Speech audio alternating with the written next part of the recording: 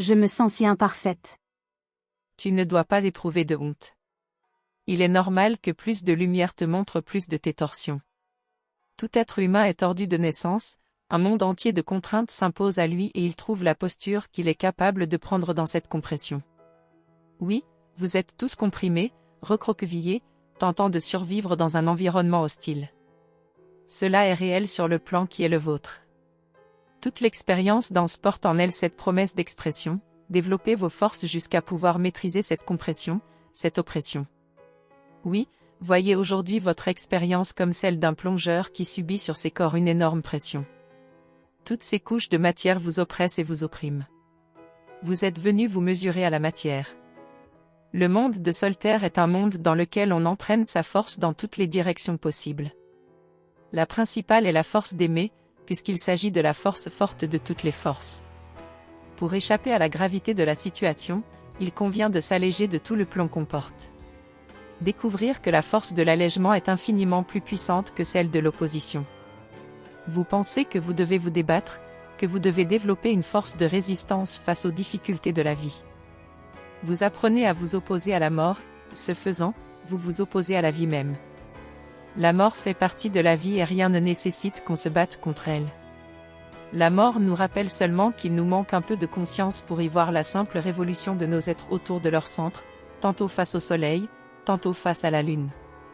La honte que tu portes, Foelia, n'est que le poids d'une époque, d'une culture, d'une mémoire, qui ne demande qu'à se changer en joie.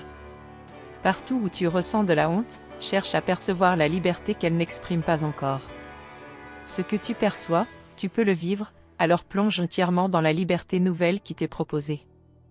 Il y a toujours un nœud à défaire et on ne défait pas un nœud en se battant contre lui, mais en lui donnant de l'amour, de l'attention. Parce que l'amour fluidifie ce qui était tétanisé. Un nœud devenu solide, un nœud fossilisé, demande d'abord une force de fusion, l'amour, le pardon, la consolation, la tendresse. La honte, si tu remontes son cours, est une conséquence de la culpabilité qu'on s'inflige à soi-même. Et celle-ci est une peur de se voir imparfait et donc condamné par la vie elle-même. La vie peut-elle condamner quelqu'un? Comment prend naissance ce sentiment de condamnation? De l'ignorance, qui engendre la possibilité de l'illusion. Et l'illusion crée une matrice sur mesure pour chacun, selon la maturité de son âme. Cette matrice est conçue dans cette matière particulière qui permet de diffracter les rayons de vérité, l'illusion. Cette matrice, c'est comme un œuf dans lequel on se développe? Oui, ou comme le ventre d'une mère, ce qui est plus parlant pour nous, humains. Un jour, notre conscience de vérité s'est assez développée pour qu'on se sente à l'étroit dans ce que permet la force d'illusion.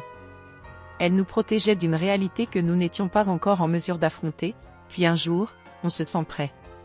Chacun au rythme juste pour lui-même. La matrice d'illusion n'oblige pas à un temps de gestation fixe. Au contraire, sa malléabilité permet à chacun de grandir à son rythme, en ce qui concerne sa capacité à percevoir le réel. Tu dois te demander pourquoi j'ai choisi cet axe de transmission aujourd'hui. C'est parce que nous entrons dans la lune de Kéléter, qui succède à celle d'Anisor. Durant un mois lunaire, il sera question d'étudier tout ce qu'on peut laisser mourir, tout ce dont on peut s'alléger. Faites le bilan de vos hontes, si vous le souhaitez. Faites le bilan de vos culpabilités. Voyez vos mains crispées, fossilisées parfois, sur des choses passées que vous craignez de lâcher. Allez même jusqu'à l'ultime peur et demandez-vous si vous êtes bien d'accord de mourir tout entier, de laisser là votre corps et de quitter ce versant de la vie. Questionnez ainsi vos peurs vous montre vos attachements. Certains sont encore utiles, conservez-les, mais lâchez dans tous les cas votre peur de les perdre. Certains sont désormais inutiles, offrez-les à la terre. Elle recèle de toute une vie qui s'ingénie à les recycler. Tout est prévu pour que vous puissiez vous délester. Des êtres dont c'est la nature même possèdent l'enthousiasme nécessaire pour transformer la matière qui n'est plus irriguée par la joie, afin qu'elle puisse rajeunir et servir à nouveau. Athéna, si je puis me permettre, tu nous parles si souvent de nos astres, de nos saisons et de nos rythmes. Dans le vaisseau que tu habites, tu y es beaucoup moins soumise que nous. Pourtant, tu sembles considérer tout ceci comme important. J'aimerais comprendre ce qu'il y a de si important dans la marche des astres. Tu as raison de demander Foelia. La musique des sphères, tu connais cette expression, n'est-ce pas? Il faut apprendre à l'écouter si on veut se laisser inspirer par elle. Sans chercher activement à écouter la musique des sphères, de quelle mémoire cosmique prétendriez-vous vous rapprocher? La mémoire est sensation. Plus vous accorderez votre attention à la musique des sphères, c'est-à-dire au mouvement de vos astres, plus la mémoire de ce qu'ils sont, représentent, et véhiculent comme énergie, vous reviendra. Vous demander à retrouver votre mémoire cosmique, et prendre soin des rythmes de vos vies est l'un des moyens que je vous propose.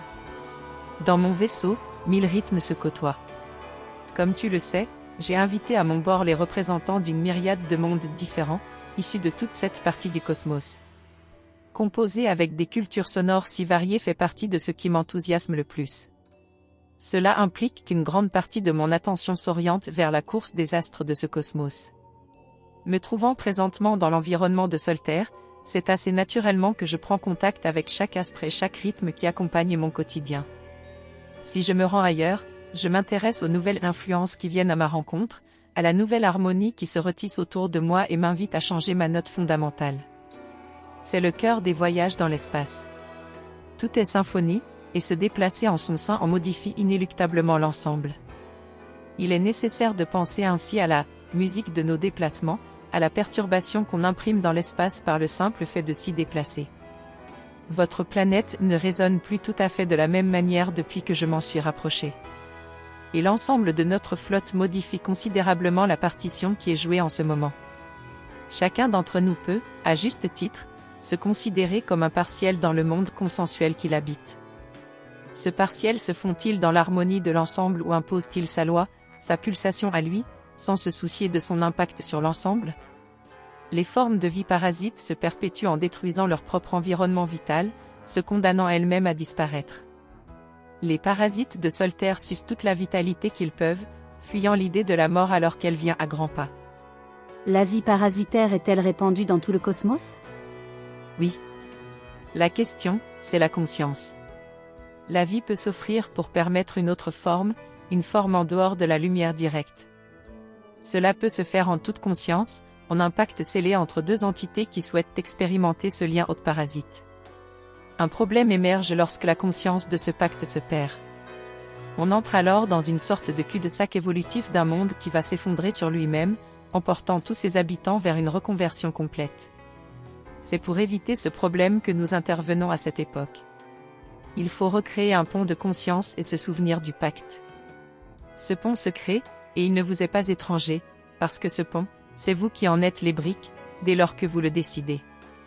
Vous vous découvrez hôte et souhaitez vous débarrasser de votre parasite, par peur, par haine. Ou par envie de liberté. Si ce n'était que ça, ce serait parfait et notre travail serait immensément plus facile. Vous percevez la matrice et souhaitez vous en libérer pour naître à une conscience plus vaste. Tout est fluide. Le problème, c'est que vous ne pourrez pas naître à votre nouvelle dimension en détestant votre matrice, sans quoi vous repartiriez dans un monde où la haine a encore cours, pour un grand nombre de cycles vitaux. Vous vous découvrez hôte et vous vous sentirez opprimé tant que vous n'aurez pas contacté votre partie parasite, celle, justement, dont vous avez peur, dont vous avez honte, pour laquelle vous vous condamnez vous-même. Or, notez-le bien et cherchez à le comprendre en profondeur, c'est un pacte d'amour qui est à l'origine de cette rencontre de la belle et de la bête. Embrasser la bête, c'est cesser de la craindre et reconnaître sa fonction enseignante. C'est dès lors cesser de jouer son jeu et de l'alimenter, entre autres par la honte que vous portez. Cette bête, vous la voyez à l'œuvre dans toutes vos organisations mondiales tentaculaires dont vous vous êtes rendu dépendant. Vous la voyez aussi dans tous les aspects de vous dont vous n'êtes pas fier, et c'est à cet endroit qu'elle puise toute sa force. Vos culpabilités nourrissent, aussi directement que je vous le montre ici, cette bête mondiale qui tente de refermer votre monde sur lui-même, alors que l'heure est à l'ouverture la plus totale. Si vous ne deviez retenir qu'une chose, retenez que ce qui vous unira est tout ce qui ne vous séparera pas. La bête a sa place en ces instants. Sa présence vous invite au choix clair et constant de ne plus l'alimenter. Ce choix vous hissera peu à peu vers une reprise de votre souveraineté individuelle et collective. Remerciez-la pour ça. Alors, en cette lune de Kéléter, offrez à la Terre toutes vos hontes, vos culpabilités, vos bagages inutiles. Au printemps prochain, il faudra que fleurissent de nouveaux aspects concrets de cette souveraineté incarnée. Allégez-vous au maximum pour être en mesure d'agir par la suite. C'est le rendez-vous du moment. Merci Athéna de nous dessiner un chemin de compréhension et d'action. Je sais que je suis parfaitement libre de le suivre ou non, et je trouve ça inspirant. J'aime ce que tu choisis de nous montrer en priorité. Merci aussi de m'autoriser mes questions, souvent à côté de ce que tu apportes, mais dont les réponses, peu à peu, ouvrent en moi des perspectives qui s'élargissent. Tes questions ne sont pas, à côté, Foelia. Dès que tu interviens, tu interfères avec ma musique. Tu en fais donc intégralement partie. À nous d'apprendre à jouer l'harmonie la plus profitable à la vie. N'hésite donc jamais à poser tes questions, mais mesure leur importance. J'ai à vous transmettre encore bien des ouvertures sur les cycles. Les habitants de notre future cité doivent pouvoir bénéficier le plus consciemment possible de leurs influences, afin d'œuvrer à l'harmonie. Souviens-toi que c'est là le but de notre aventure sur Solterre. Amis, recevez toutes mes bénédictions. Merci Athéna.